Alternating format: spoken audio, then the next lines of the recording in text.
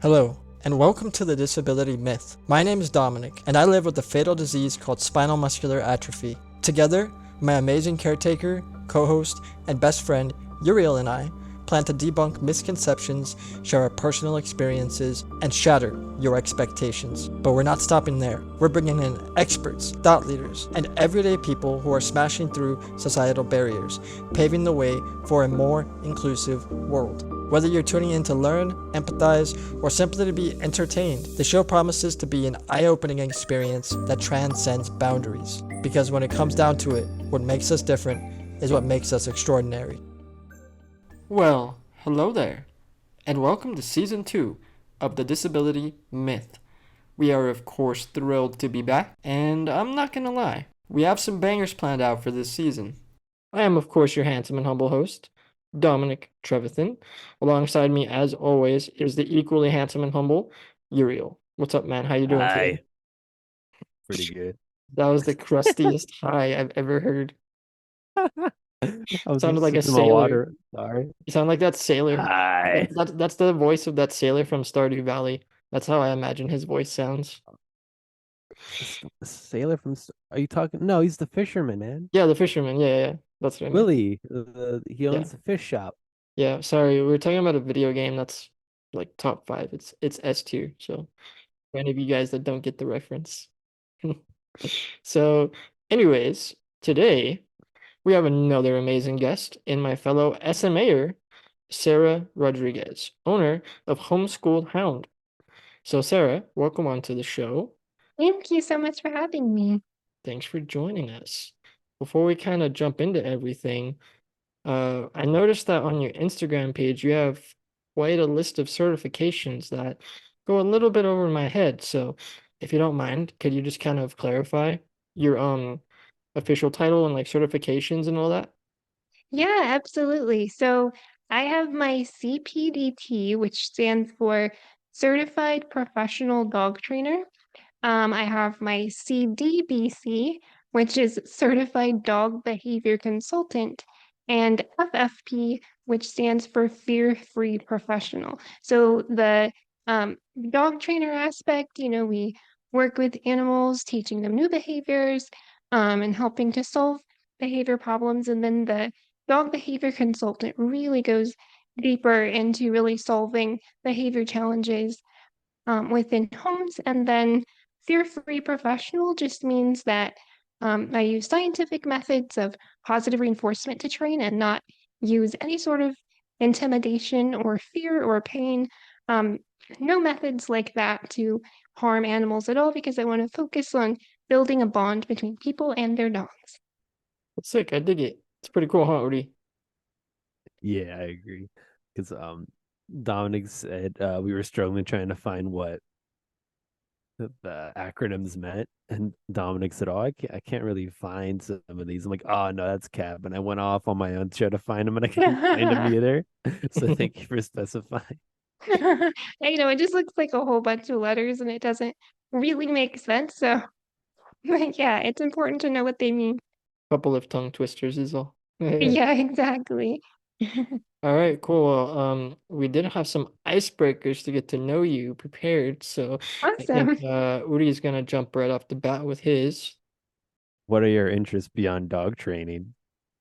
So I have to say I'm one of those like animal nerds, so like everything I do revolves around animals. I really love spending my time with animals, volunteering at a local animal shelter. I love fostering baby animals, especially kittens. And then I just love spending time with my parrot and my dog.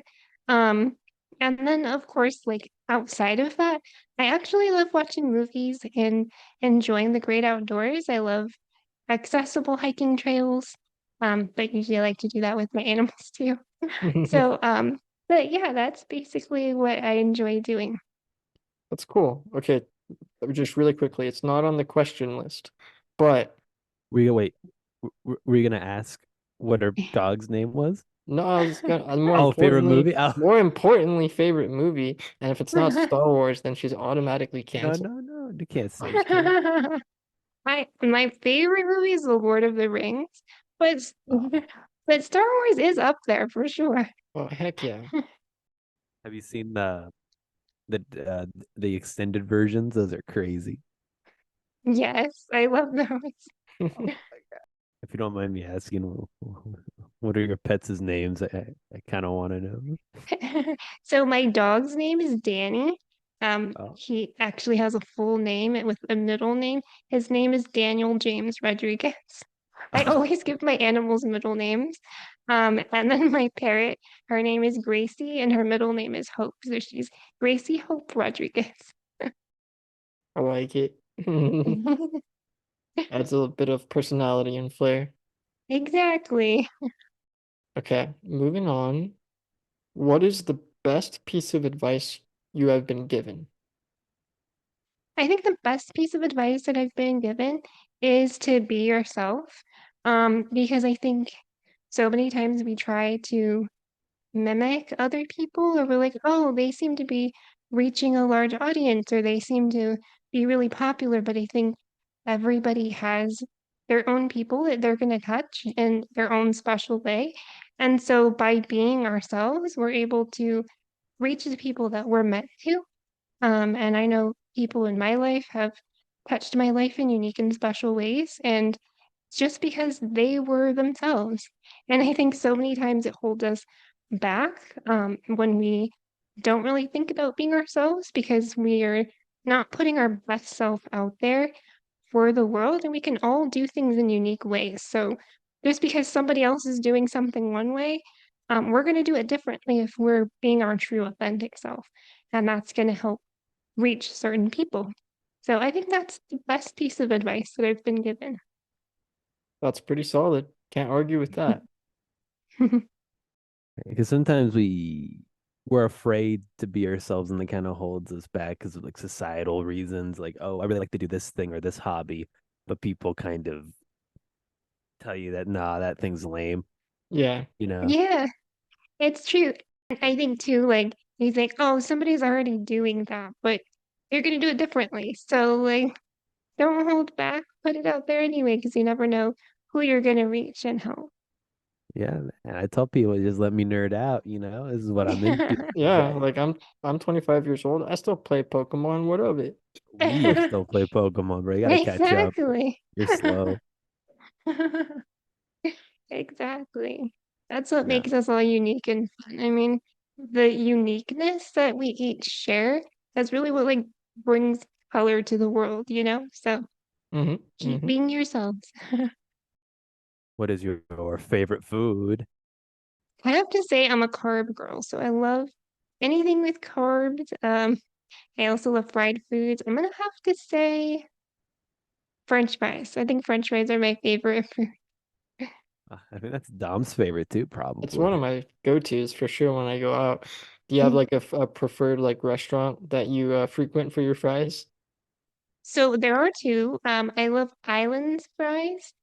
Um, and their like spice that they put on it is really, really good. And Mhm. then Lazy Dog actually has some amazing Cajun spice fries. And like the sauce that they give you with them is really amazing too. So between those two. I've been to Lazy Dogs. I don't know about the islands. Okay, you Um, gotta try them too. okay, yeah, I'll have to. And while you're there, get a milkshake because they're really, really good too. I bet. Okay, on this topic, our last really important icebreaker question. Pineapple on pizza or no pineapple on pizza? So I'm gonna have to go with pineapple on pizza, mostly because I don't eat pork because I love pigs too much.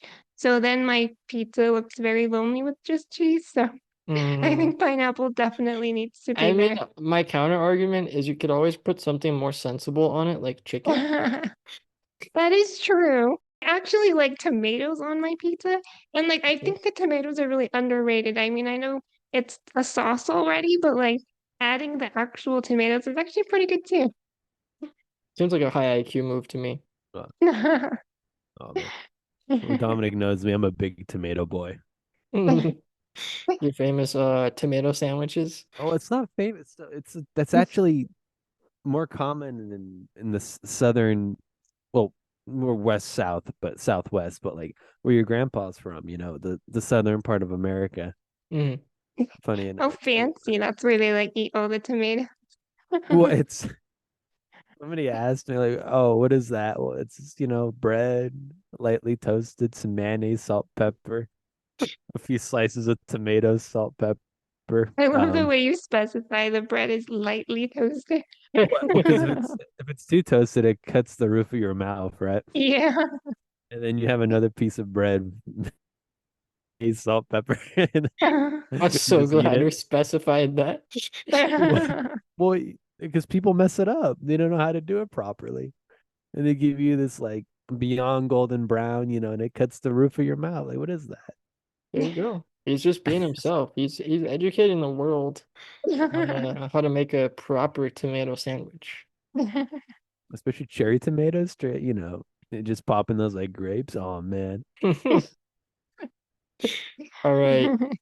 Well, now that we're all a little bit more familiar with each other, let's go ahead and dive into the myth for today's episode. And this myth is more of a double header. So we want to talk about the idea that people with disabilities are, seen at or maybe thought of as unable to take care of their pets, and or that the relationships they have with their pets may not be as deep as compared to their able-bodied pet owners. And these myths are probably rooted in the stereotypes that we've previously addressed on the show, such as, the idea that people with disabilities lack control, or somehow people make the misconception that we lack the cognitive capacity to provide a deep and a loving care for another living being. So, my first question to you, Sarah, is as a dog trainer, what do you think of these myths, and how would you say that we should work towards dispelling them? Yeah, I think that's a really good question. So I know that a lot of people think like, oh, you can't, make physical contact with your dog if you're like in a wheelchair. So you can't provide comfort and love to them, or you mustn't be able to feed them because physically it's hard for you to move. And I think there's so many different ways to meet the dog's needs or any animal's needs for that matter. And like for example, I think so many people think like, "Oh, I just love to hug my dog." And as a dog trainer, I can tell you like most dogs actually hate to be hugged. That's really a primate thing. So that's like Hmm. humans love to like hug people and that's how they show affection. But when you look at like dogs together and they're like have a deep bond, they like to curl up next to each other. They'll lick them, they'll like be near them. But it's not like they're like petting each other or hugging them. So even if a dog like sleeps with you or curls up next to you, that's a lot of what they need as far as social and physical contact. And there are definitely ways that we can love on them, give them scritches, and just have fun with them, play with them. Um, as a dog trainer, I do a lot of adaptive training with people. So I make it accessible for them. So if they have a disability, we work around how we can make it possible for them to build a bond through playing and training, how they can feed them in different ways. And so I love to be able to do that because it really opens up people's worlds to really help them be the primary caretaker for their dog. Yeah, that sounds like how it should be, right? Yeah. And on our notes here, you had mentioned that you use the force-free, intimidation-free, of course, scientifically proven training methods, like we mentioned earlier. Um, my my question next that seems kind of relevant here is, you know, you mentioned how you like to try and train people to overcome, anything that might discourage them from getting a pet and caring for their pet despite their disability. So, can you talk to us a little bit about how you train your pets to overcome like the fear of your power chair? Because that's something that personally I've encountered. Not with my own pets, because I haven't had one in forever that I can remember. Unfortunately, my grandparents are pretty anti-pet. No. But yeah, how do you, because like when I go out, I notice dogs see me and just like lose it. And I just assume it's my chair. So yeah, if you could give us your thoughts on that. Yeah, so definitely with me like working with my own animals, my goal is to find what makes the animal want to do things. And so we call that reinforcement. We find what motivates them. And so we're able to get the behaviors that we want, not by forcing them. It doesn't take physical force. In fact, you have a deeper relationship with your dog if you let them choose to want to listen to you. And as far as like the fear of wheelchairs and all of that, a lot of times, like, I mean, I work with a bunch of different clients and dogs are always coming and some are not familiar with like a moving wheelchair. And so I just try to like stay still in the beginning and let the dog really get comfortable. Mm. Because sometimes if we move too much in the beginning, they're like, oh my God, somebody's like sitting randomly on the sidewalk and they're moving. And it's just like mind blowing for them to Yeah, comprehend. it explains a lot because I'm always zooming. Yeah, you got to slow that speed down, Dominic. But yeah, so I think the first thing is just let them kind of come up and sniff you and be able to, and you might want to turn off your wheelchair because I have been driven by animals before. But I just let them kind of you it's really surprising how much dogs gain confidence and get information by sniffing. So by providing them that opportunity to just sniff and kind of go at their own pace without us doing anything like to move too much or anything like that, it really gives them the time. And so if like you're adopting a dog and they're maybe kind of a little nervous, what you can do is just like toss treats to them or have somebody else toss treats as you move tiny, tiny bits from further away. So they're never like forced to be too close to something that's scary. Mhm. And then it's called desensitization. So it's a process of just every time I move, oh, okay, that's normal. It just keeps Okay. happening. Nothing dangerous is happening. And then we use classical conditioning by making a positive association. So every time he or she moves, I get a treat. So them Hmm. moving is actually a really good thing. That's And really that's how we cool. can help them. Yeah. Yeah. So Um, yeah, because like, I mean, I think I could probably toss a treat myself. yeah. As long as it wasn't like a big old Scooby sized like snack bone or something. But even if I couldn't, like that's cool to know that it still works even if you have someone else like say a caretaker or a family Yeah, member exactly. being able to actually toss it and you move forward a tire rotation, we'll say. That's cool. Yeah, and they even have automatic treat dispensers. So I really like the pet tutor because they actually now have um a little adaptation that there's like a wand that's motion censored, so you can just pass by a certain point and it will trigger the treat. So That's that's really useful sick. too. Uh, Yeah, or you can even just like wave your finger over it and it will release a treat. So it's really, really cool. That's awesome. We should have had wow. that for the accessible technology episode, huh? I know, Or right? Those are cool. I was thinking something more archaic where I just put a treat on your table and you just go forward and break real hard. come on, Uriel, we're not cavemen. Dude, because Well, I will say I've the seen you. old-fashioned way is to cut up like hot dog or something, and you can hold it in your mouth and then you can just spit one out. Practice That's your spitting. smart. Oh gosh. Yeah. I have an idea for like a YouTube video or like a reel. Yeah. Oh no. I've seen you catapult things off your table before when you break really hard. They get some airtime, you know. Yeah, for sure. Little treat, that'd be fun. I can't walk, but I sure do got them hops.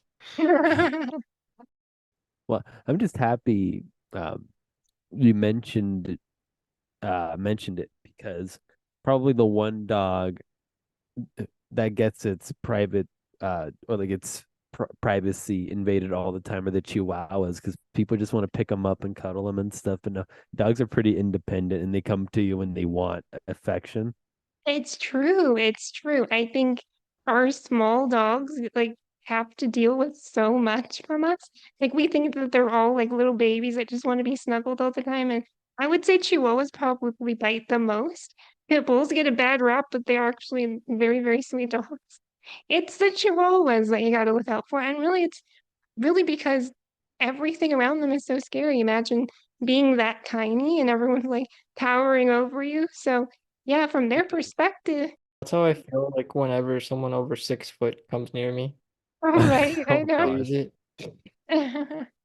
Do you have one of those wheelchairs that like raise up now that they Yeah, have? yeah. So now you can like grow from like being a Chihuahua to like a Labrador. Exactly. What it's just a subject I've always been a little passionate about because it's some people might not know that constantly being overly affectionate and just like approaching your dog when they're not in the mood for it gives them anxiety and like, oh, you're giving your pet anxiety, you need to like relax a little bit. Yeah, and honestly, like so many of my clients, they'll try to like pet the dog while they're teaching it something, and the dog's like, "Leave me alone, I'm working right now."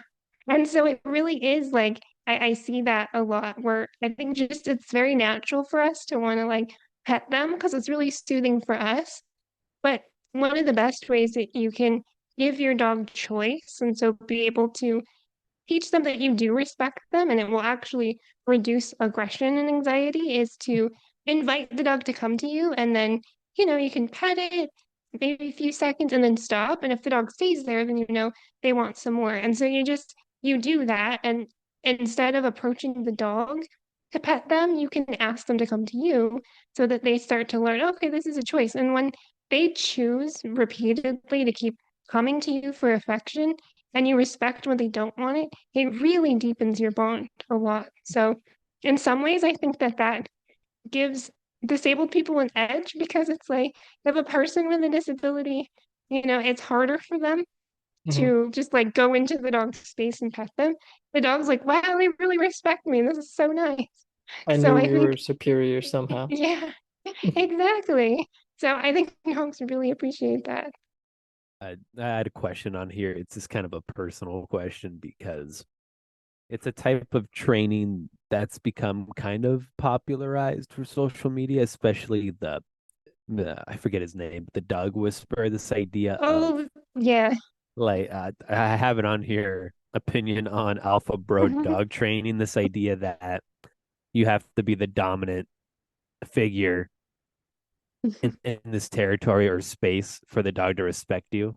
That kind of Yeah. mentality. What are your thoughts on that? Yeah, so I am absolutely against it. And the reason is it's not scientific at all.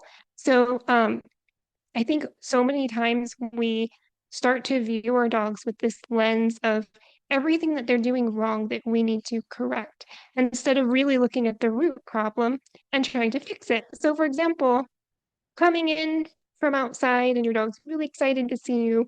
So he's jumping up to greet you. And, with alpha type training, they would say something like, well, you need to knee the dog in the chest and get them away from you because they're trying to be dominant. Well, in fact, it's actually the dogs greet each other in the face, they'll lick each other. So because we're up higher, they have to get on their hind legs. So that's why they jump. It's because they actually just want to be really social and friendly, and it has nothing to do with dominance. For example, I was fostering a chocolate lab from the animal shelter, and she was very jumpy. And so what I did was I just got a platform for her, and she can come up on there, and now she's higher and she can reach my face, and she had no need to jump because now she can reach me. So just providing a little environmental change can actually change the behavior, and we don't need to hurt the dog or think like, oh, they're just trying to like take over the world and I want to be, the most important and be the leader. It's really not about them trying to be dominant all the time. I think that's kind of an excuse that some trainers will use, like, oh, just, punish the dog. It really takes more skills to figure out the root problem of a behavior and then make environmental changes or teach alternate behaviors instead so that it's easier for the dog to succeed. And we're teaching them what we want them to do. Makes sense to me. I'm not a big fan of kicking dogs anyways. Exactly. Yeah. Because I know there's a lot of popular TV shows, especially in Animal Planet of all things, that kind of promote that militaristic style of dog training. And I always thought it was a little weird. I'm like, oh, that's kind of weird, you know. It's true. And it's sad because I think people love drama and they love to see like, oh, look at they're being so powerful and there's like instant change. But the reason that there's instant behavior change is because we're inhibiting behaviors because now the dog is so scared. So that's why they're stopping the behavior. But tomorrow it's probably going to be very different, but they don't show that. Or there's going to be side effects to that, which is now the dog is reactive or fearful. So, for example, people like to put shock collars on dogs, and then, the dog's barking every time they see another dog on a walk. Well, every time that they see the other dog and they start to bark, you shock them. So now the dog's going to be super scared of seeing other dogs. And if he Mm. didn't have a shock collar, he's first of all super terrified, but second of all, he's gonna see other dogs as being something that they should worry about. And so it can make the behavior much, much worse. And really, Yeah. it's about pairing it with something positive. So every time they see another dog from really far away, they get something really amazing like chicken or a hamburger patty or something. And then it starts to build a positive association. So we can do a lot of harm to dogs because they can start to become more reactive and aggressive. For example, like if a dog is chewing a bone and somebody reaches close by and then they shock the dog because he growled, that's actually information to us. They're just trying to say, get away, I want this bone. And that tells us we need to work on helping him feel better about hands coming near what I'm chewing. But instead, Mm. if we punish it, we're letting the dog go straight to he's going, okay, well, I guess I shouldn't tell them then. But when I get to the point where I'm really not comfortable, I'm just going to bite them. And so then that's where we get where people say the dog just bit out of nowhere. They were giving you Mm. lots of signs, but you probably punished them for it. Yeah. So it really reduces our ability to understand dogs and learn more about them so we can change their behavior positively. Yeah, that makes sense. On a similar note, and I think we kind of have, briefly touched on this, you talking about the automatic dispenser and stuff like that. How, what are other examples of how you can make training accessible for all pet parents? Yeah, so I think one of the things like when we talk about luring a dog, so that means like putting a treat in front of their nose and holding it up over their head and going back to get the dog to sit, for example. Sometimes that can be really hard to do because you have to like bend over and reach the dog way down um to the ground. So you can raise the dog up. You can put them on a sofa or on a training platform or on top of a couple stairs. So you can reach them better. I know one thing that I do, even just for people who have a puppy and they're teaching loose leash walking, it can be really hard to be reinforcing the dog with treats and you have to like bend all the way to the ground because the puppy is so small. You can use a little spoon, like a wooden spatula or something like that that's longer, those wooden paint sticks they have at Home Depot. You can Mm-hmm. smear some peanut butter on the end of that and then give the dog a little lick as they're walking with you. So there's a lot of ways to make training more adaptable. Um, there's also like it's called like when you use clickers, you can use like an app on the phone, so it's just like a touch instead, or you can just use a word like yes to mark a behavior. You don't have to use a clicker. So there's a lot of ways to really adapt training. And then of course the automatic treat dispensers, so that you don't have to be physically right there. You can greet the dog from afar. That's really cool. It makes it sound like it's not so much of an issue with, overcoming the space between you and the dog. It's just a matter of being innovative, right? Yeah, exactly. And like I use a lot of a technique called shaping. And what shaping is basically you reinforce tiny little steps towards an end behavior. So like right now I'm teaching my dog to scratch his nails on a file board so I don't have to cut them or I Hmm. don't have to get somebody else to cut his nails. So I start by just having him step on the board, give him a treat, reinforce that a lot.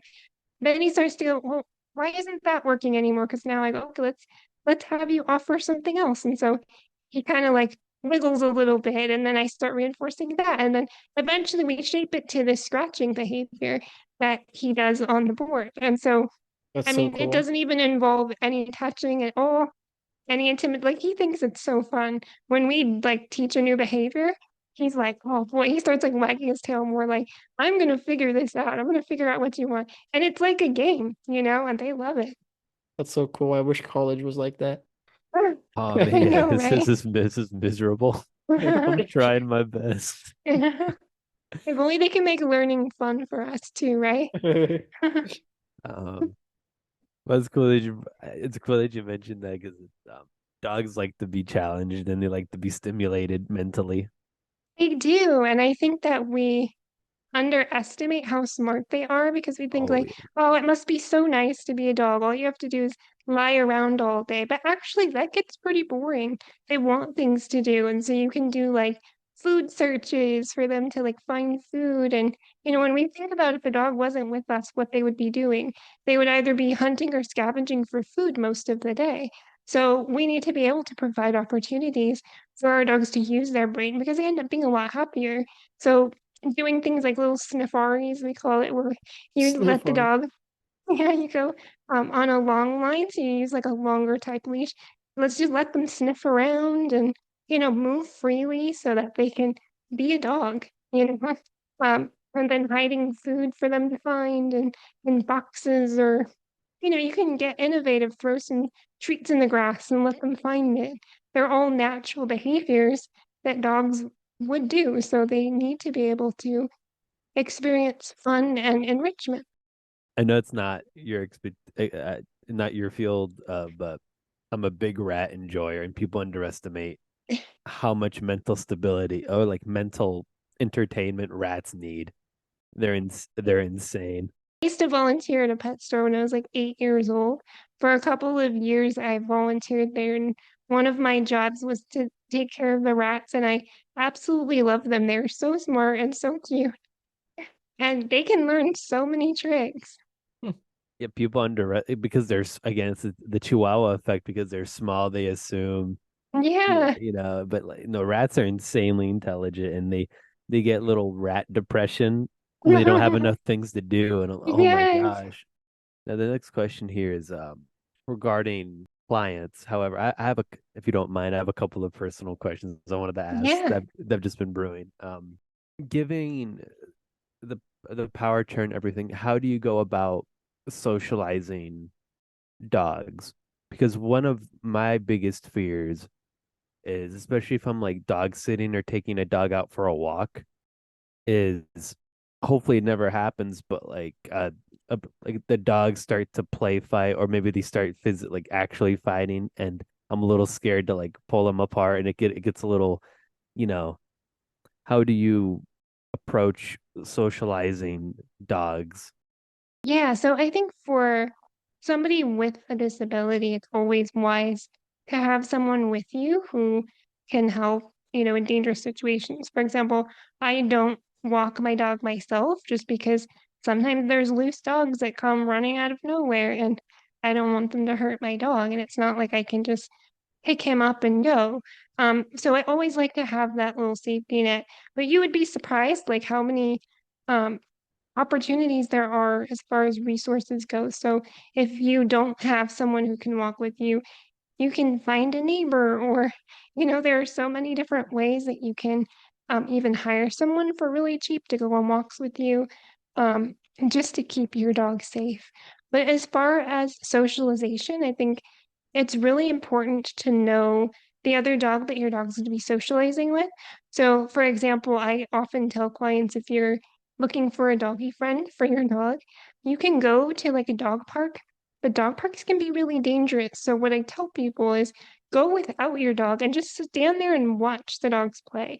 And if you see a dog that's playing really, really nicely and proper social behavior that's really polite is to see a dog kind of doing 50-50 of like chasing the dog and then being chased. So you never want to choose a dog that's just like chasing another dog all the time because that's kind of more of a bully behavior. So you want to look for friends for your dog who is very kind and gentle with other dogs and plays appropriately.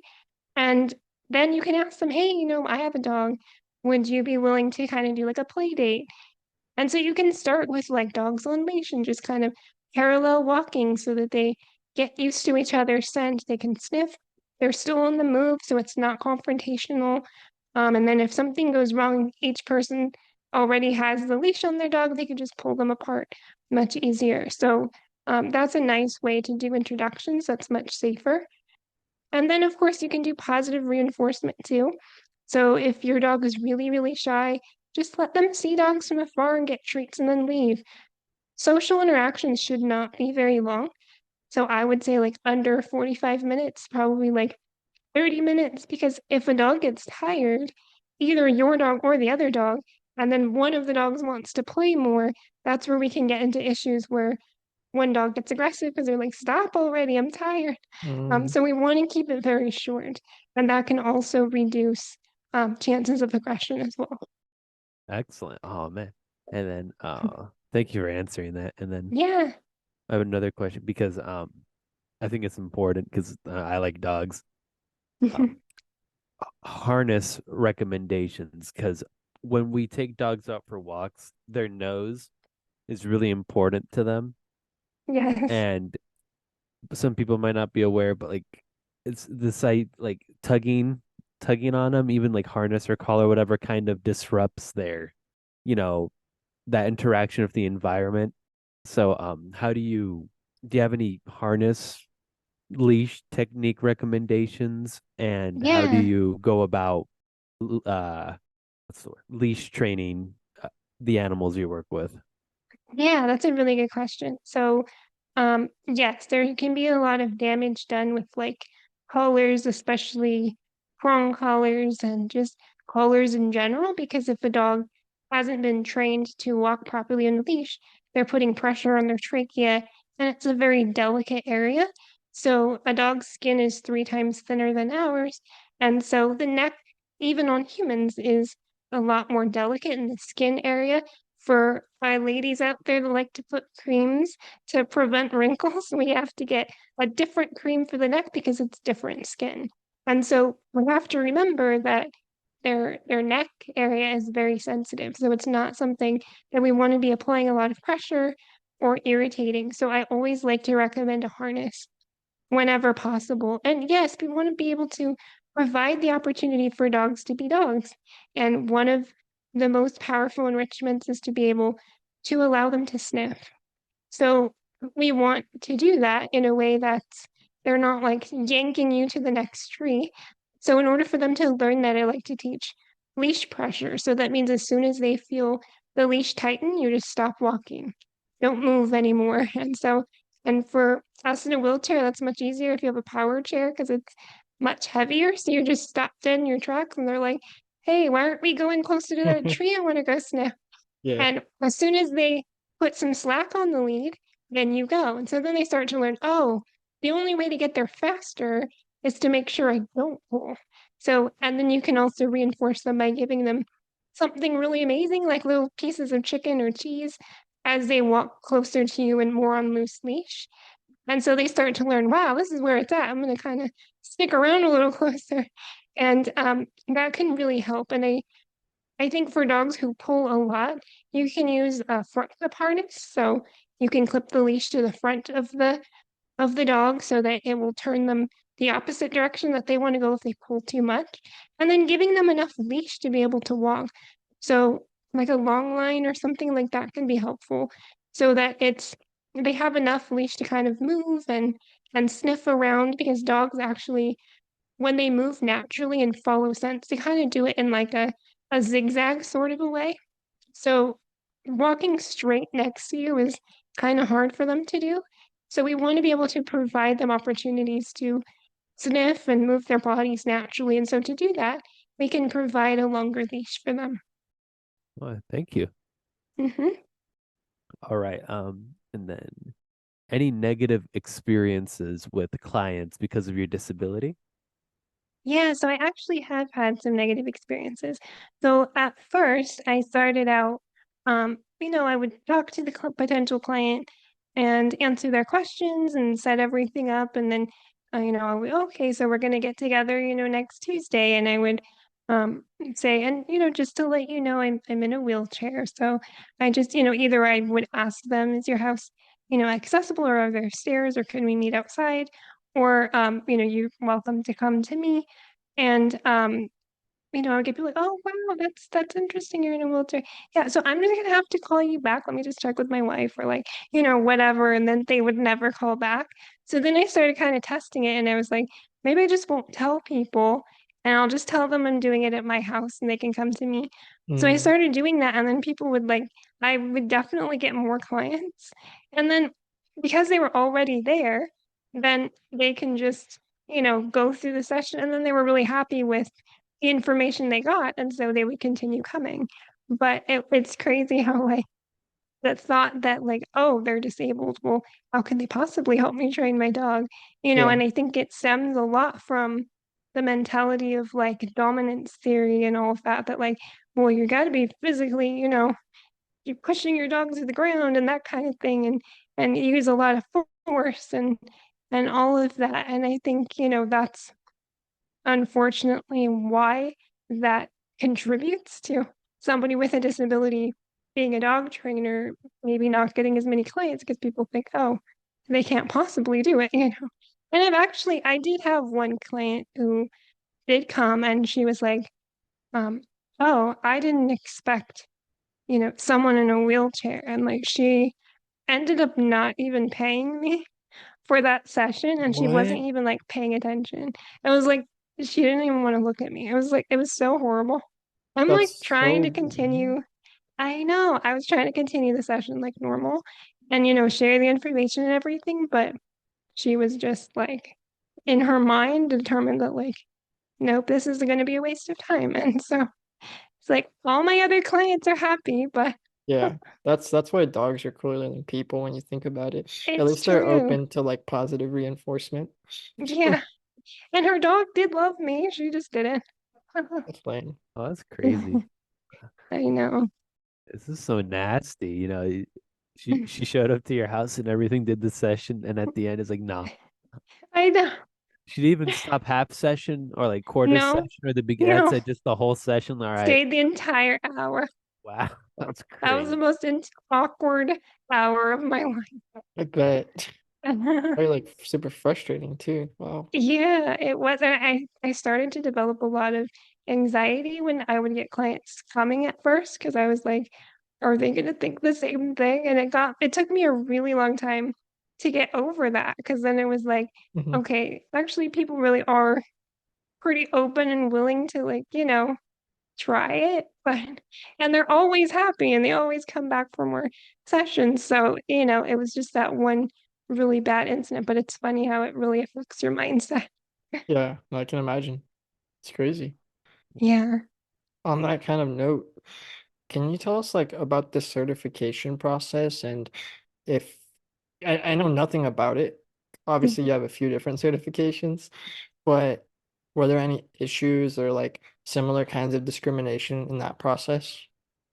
Yeah, so at first, I was trying to find a school that would accommodate me, and surprisingly, a lot of them would not. I would ask them, I'm in a wheelchair, like, can we make adaptations, or I want to be able to train dogs, and they weren't interested in helping me. So there was one that did, and it was called the Ethology Institute. And so that's where I got my first certification as a certified professional dog trainer. So there was a lot of like book learning and all of that and exams. And then once you complete that, you had to do what was called a proficiency verification exam. So you had to train your dog like a series of really complicated behaviors. And I think the only adaptation that they had to make for that exam was one of the behaviors was to weave through your legs. And obviously I couldn't Yeah. do that. So I had my dog weave through cones, Okay. which is actually harder to teach. And so they were totally open to that. That was fine. And then the handling thing, um, in the beginning, you're supposed to like have the dog in a heel position and accept handling. And I couldn't do the handling, so somebody else just had to do the handling, which again is harder because if the Mhm. dog's already trained with you, they're going to be more comfortable with you handling them. And Yeah. then lastly, some of the behaviors were on leash, and I just opted to do it off leash, so there was no chance of getting tangled up or anything like that.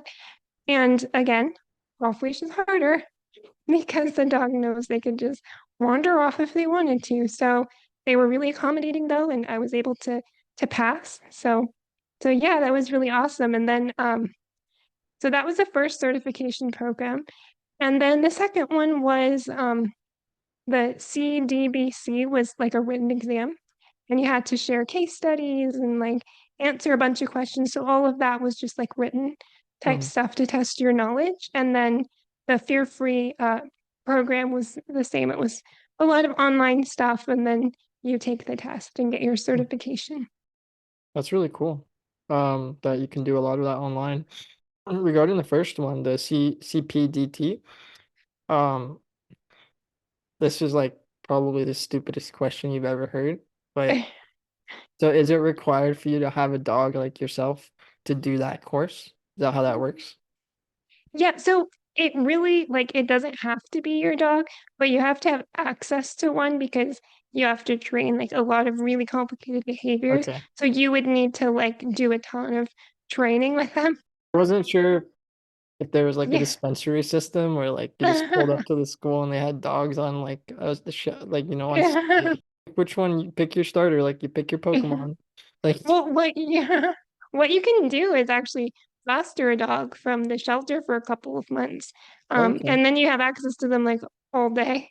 I mean, because you could go to the shelter and train, but then if it gets adopted or whatever, that's a lot harder because then you have to start from scratch.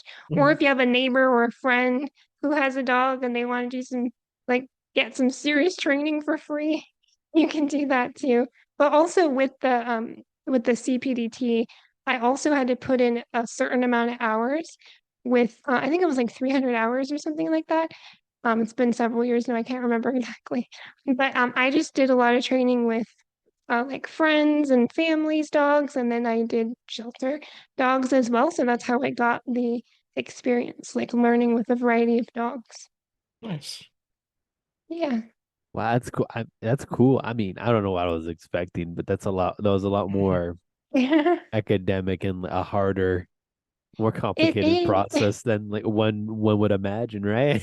Yeah, well, and it's sad because like there's actually there's no like laws against calling yourself a dog trainer. So people Oh, like the that's dog crazy. whisperer or dog daddy can just be like, today I'm a dog trainer, and they have Mhm. no certification, no like prior learning whatsoever, and they just do their own thing. So it's really important that whenever you're looking for a trainer to make sure that they've done the work that they've learned because you're paying a lot of money for someone just to call themselves a dog trainer. So Yeah. you want to make sure that they have certifications. Well, I mean, this is why, this question, this conversation is important for the general audience to hear. Yeah, exactly. Because some people might not be aware about these certifications. Like Dom and I were struggling to find, some of these or like the acronyms or what they could possibly mean, like on our free time, and we were typing up the outline for this episode. Yeah, it's true. Unfortunately, it's not a lot out there, like as far as information goes about this. And so, well-meaning pet parents are just wanting to get their dog trained. And so they go to the nearest, dog trainer they find on Google. And unfortunately, sometimes that means that the person is not credited. And so you always want to make sure that they have credentials. And when they say that they do, you can look them up. You can, always make sure too that like if you're looking for a dog trainer, you don't want to go for board and train because what happens is a lot of times these kennels will take your dog and give you a ton and charge you a ton of money, and the dog stays in a kennel all day and then comes out for training for like an hour or two a day. So they're really not getting they're basically staying in a cage stressed out for a majority of the day. And so if you do board and train, you want to make sure it's with a certified trainer who keeps it at their house, or they come to you and they're really intensely working with your dog because you're paying way too much money for your dog to sit in a kennel. There we go. Oh, wow. What's the most innovative dog tool that you created on the spot, just out of curiosity? So surprisingly, that would be a wrapping paper roll. So I was teaching my dog to walk on a treadmill at the time, and I couldn't, every time I tried to toss a treat into the bowl that was on it, it would roll off, and then she's like falling off the treadmill. So I got a wrapping paper, the roll inside the wrapping paper. Yeah, It's long, and so it's like a chute. So I was able to drop the treats perfectly in there, and then that ended up being a really cool way to actually feed your dog too. If you want to just dump the food into the bowl without it bouncing out everywhere, you can use a Um, wrapping paper roll. that's a big brain play right there. yeah, it's the little cardboard tube thing. Yeah, Okay. like a giant toilet paper roll. Yeah, yeah. That's cool. Okay. Or do you do the same thing with like those foam bowl noodles? Oh, Oh yeah, because maybe. that's nice and lightweight too. You would Hmm. also use like a PVC pipe, but those are a little bit heavier. But Yeah. if it was like stationary, like locked in somewhere or like the side of a crate, and so it like dumped it into the crate or something, or the side of an exercise pen or whatever, you could probably do that too. Mm. Well, now, where did your passion for dog training begin? Yeah, so I actually started out, we adopted our first dog from the animal shelter when I was 5 years old. And like I actually was very scared of dogs when I was a child. So it's funny because like I went from being afraid of dogs to like absolutely adoring them. Once I adopted her, it was just like, oh my gosh, like I just love this feeling of like just so much non-judgmental, unconditional love. Like dogs don't have expectations of how we're supposed to look or what we're supposed to be able to do. They just love you for who you are. And so my passion, I think, for animals really started there. And then I started volunteering at the animal shelter when I was a young teen, and I realized how many people just don't understand their dog or have a bond with them. And so they would give them up at the animal shelter. And so I really wanted to help people experience the joy of sharing their life with an animal and also to be able to bond with them and understand what they needed through training. That's wholesome. That's dope. That's cool, man. Um, you train birds. When did you start training birds? That's really sick. So I adopted my first bird 13 years ago, and so that kind of got me started with all of the learning all about birds and the way that we train them is very similar. You're using the same positive reinforcement type methods. Of course, it's a little bit different because they're so much smaller. But yeah, I started then, so like 13 years ago, and birds are really amazing creatures too. They're super fun, super smart.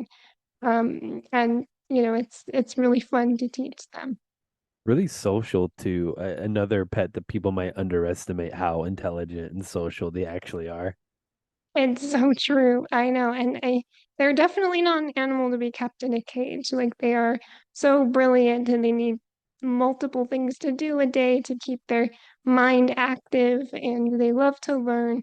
They love that interaction of also figuring out like that game of figuring out what behaviors you want them to do. And my bird knows all kinds of different stuff. We do flight recalls, so I can call her and she'll fly to me. I'm teaching her to go back to her perch because she always wants to sit on my head. But but she's a lot of fun and she's really smart. That's really cool. The audience might not be aware of this, but you could potty train birds. You could train them to poop and just or like do their business in one spot of the house. And sometimes people Yeah, just let them free fly around and like there's different perches or go like throughout the house. yeah, exactly. I haven't even needed to do that because I know it's gross, but my dog loves to like eat her poop when she poops on the floor. So easy cleanup there.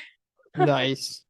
Have you seen that account on like Instagram of the guy with the parrot, I think, that he'll put some type of object, such as a bowl or a book, in front of the parrot, and he'll ask like, "What is this?" And the parrot was like, "Oh, book."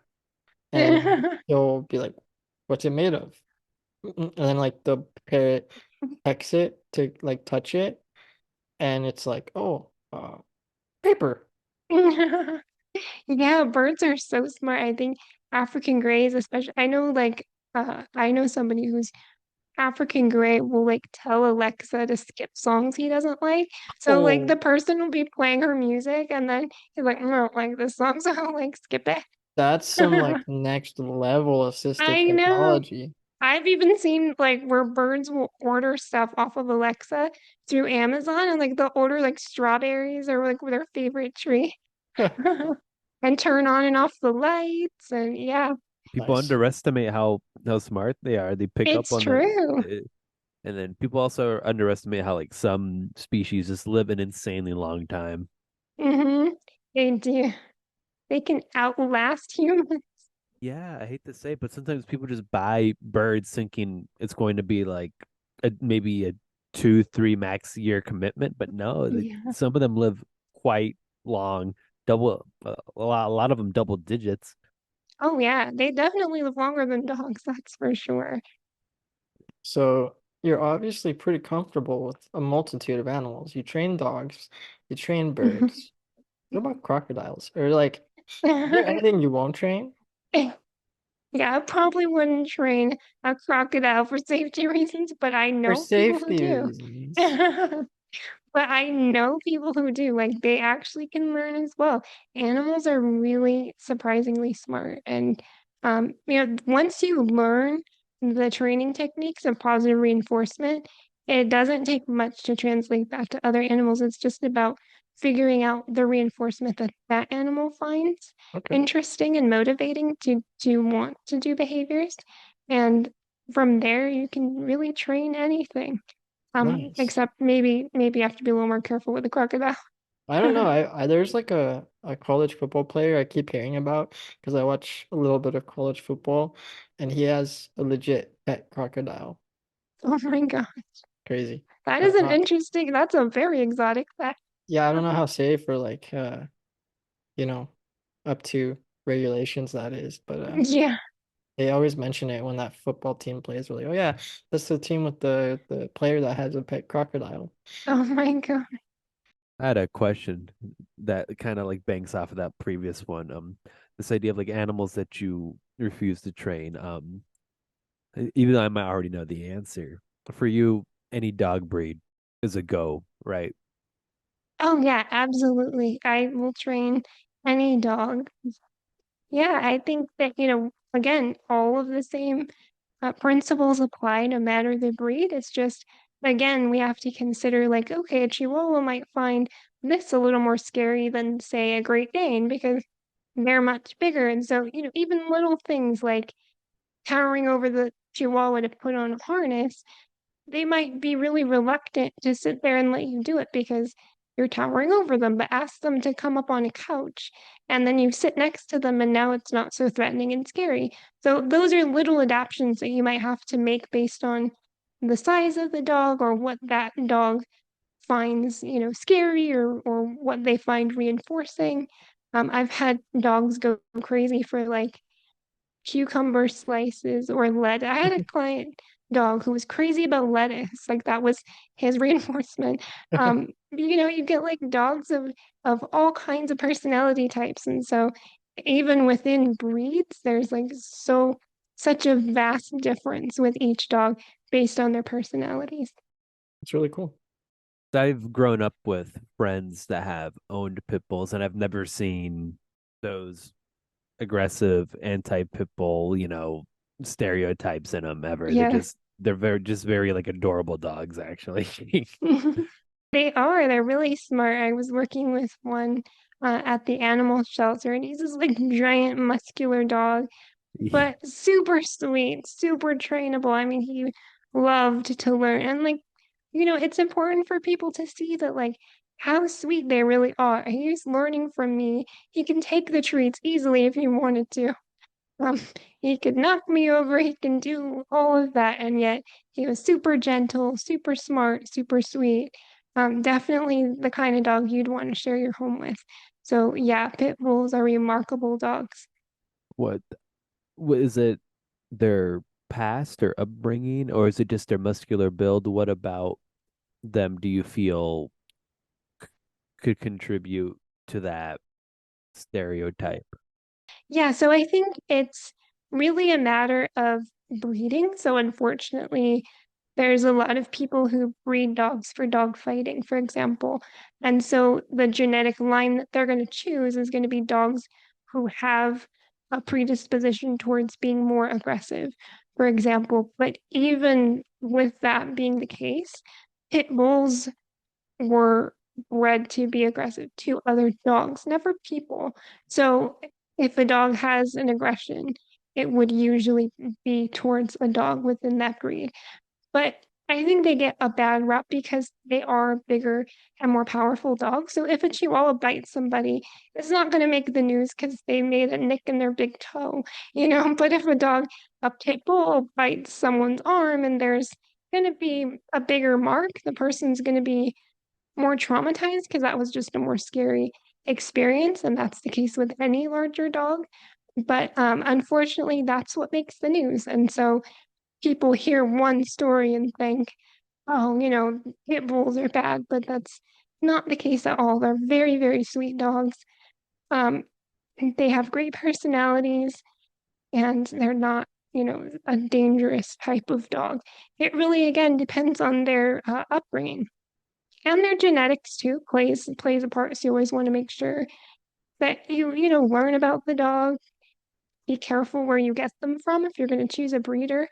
But there are plenty of really amazing dogs at the shelter who have been temperament tested or go with a rescue who knows a lot about the dog and they can, have been in foster care. And so they can tell you all about them. Good to know information. All right, so a couple more questions before we let you go. What specific advice do you have for aspiring pet owners, or maybe just somebody that's hesitant towards adopting or getting a pet, living with a disability or not? Yeah, I think as far as advice goes, just remember that you're not in it alone. You can really build a support system by using resources. You'd be surprised how many people would love to help. So there are so many people who wish they could have a dog, but they don't have the time. I see it all the time in like the Nextdoor app. People want to like walk dogs because they find it really relaxing or helpful for their depression, or they want to get out more, but they want to have a reason to. And so they'll walk your dog for free. You can just put it out there and say, hey, I need somebody to help me walk my dog and see what's available. Maybe, there's some people you pay a couple bucks or ask a neighbor or a friend. But I think just remember that you're never alone and that you can seek people to help you and then find resources as far as ways that you can adapt things, because there is always a way. If you think like, oh, I can't play with my dog, you absolutely can. It just takes a little bit more adaptation, but there are ways to use lightweight toys. You can teach a dog to enjoy fetching an empty water bottle. It doesn't weigh much and it's easier to throw. Or use an automatic ball launcher like the iFetch. So there's a lot of different ways that we can make it accessible for us to work with dogs, to train them, to bond with them, to play with them, to feed them, everything needed for their care. Yeah, no, it's like we mentioned earlier. I think the way you're breaking it all down, it sounds like it's all just about putting in the effort on the part of the Exactly. actual owner. And it might take a little more creativity, but it's definitely possible. Yeah, definitely. Okay. Well, final question for you. And this is a question we're asking all of our guests. What do you wish more people understood about individuals living with disabilities? Yeah, I think that's a really good question. I think I wish that more people understood that we are just like everybody else and we're just as capable. I think so often we get overlooked for what we can do. For example, as a dog trainer, it's like, oh, well, you can't physically handle a Great Dane, so therefore you're not capable of training one. But we absolutely are. Sometimes it takes more creativity, like we talked about, and different adaptations, but we are capable of making a difference in the world, and we're just like everybody else. I dig it. That's the perfect sentiment to end on. Thank you so much, Sarah. Yeah, thank you Where for having me. Yeah, no problem. Thanks for being on. Where can the people find you? Give you your plug share at the end of the show. Yeah, so you can follow me on my personal Instagram. It's at Sarah and Sidekicks. That's Sarah with an H. So SARAH, and then the word AND, and Sidekicks, SIDEKICKS. And that has my business account linked in the bio as well, which is at home_schooled_hound. But you can easily just click it in my bio. And then I am working on an online course for people with disabilities to be able to train their own dogs with some of the adaptations and creativity that we talked about. So I'll be releasing that soon. So I will announce that on my social media so you can stay tuned. Awesome, will do. And we'll make sure to at you in the post that announces this episode drop. So be sure to keep your Awesome. eyes peeled for that. Thank you. Yeah, I don't know about you guys, Uriel, but I'm feeling like I learned a lot about doggos today. Yeah, like I said, there were things that I was sniffing. I was on the. Oh, yeah. There were. It's kind of because social media is just this insane world of just misinformation, but also good information. And It's then it's like, true. and you get a lot of cool things thrown at you. I'm like, oh, that sounds like a good idea. Oh, that makes sense, right? But having those suspicions or those things that I've heard so much on social media be confirmed by an actual dog trainer feels nice. Yeah, I'm like, okay, right. there's So it a wasn't just me that thought that the dog whisperer was crazy. yeah, It's like, okay. there's a large sense of validation to it for sure. And always go with your gut. If you feel like something a trainer is doing is wrong or harmful to your dog, always go with your gut because that usually will not steer you wrong. And make sure that, you advocate for your dog all the time. For sure. All right then. Excellent. Well, as always, if you liked what we had to say today and you learned a little bit about doggos, dog training, and how people with disabilities are just as capable trainers, perhaps leave us a little rating. 5 out of 5 stars would be nice. It's not too hard to do. One simple click. Perhaps write a nice little review if you're feeling so inclined on Spotify. And be sure to share with your friends and family. If you're not already, be sure to follow us on Instagram, Facebook, and YouTube at The Disability Myth, all one word. Alright, guys. With that being said, peace and love, and may the force be with you. Yeah.